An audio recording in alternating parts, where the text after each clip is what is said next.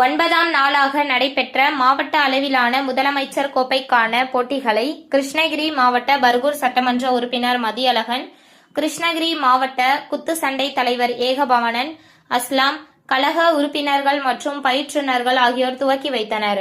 இதில் திருவண்ணாமலை, கிருஷ்ணகிரி, தர்மபுரி, ராணிப்பேட்டை, வேலூர், திருப்பத்தூர், விழுப்புரம், கடலூர் ஆகிய மாவட்டங்களில் இருந்து வீராங்கனைகள் போட்டிகளில் பங்கேற்றனர்.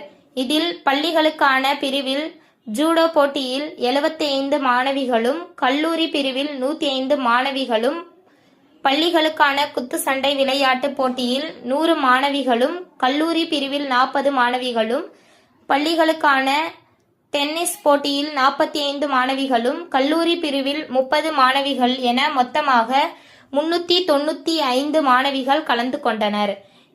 மாவட்ட அளவிலான பள்ளிகளுக்கான பெண்களுக்கான கைப்பந்து போட்டிகளில் 266 மாணவிகளும், மேசைப்பந்து போட்டியில் 78 மாணவிகளும் மற்றும் ஹாக்கி போட்டியில் 180 மாணவிகளும் கலந்து கொண்டனர்.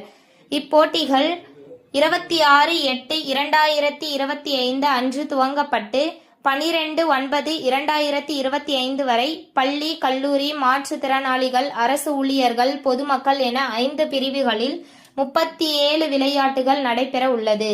இதில் வெற்றி பெற்றவர்களுக்கு முதல் பரிசு ரூபாய் 3000, இரண்டாம் பரிசாக ரூபாய் 2000, மூன்றாம் பரிசாக ரூபாய் 1000 வழங்கப்பட உள்ளது. தனிநபர் போட்டிகளில் முதல் இடங்களை பிடிக்கும் வீரர், வீராங்கனைகள் மாநில அளவில் நடைபெறும் போட்டிகளுக்கு அரசு செலவில் அழைத்து செல்லப்படுவார்கள் என தெரிவிக்கப்படுகிறது.